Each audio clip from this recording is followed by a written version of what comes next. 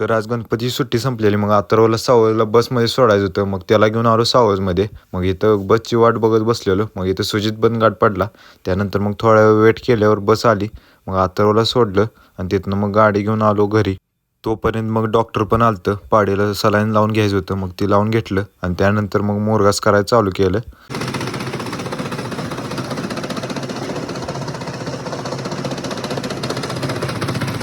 त्यानंतर मग गयासने आणि वासरासने पण पाणी पाजून घेतलं.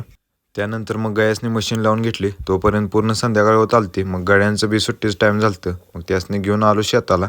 त्यासने सोडलं रूमवर. मग तिथनं निघालतो घरला माघारी. टायगरला येऊ नको म्हणता आलता माझ्यासंग.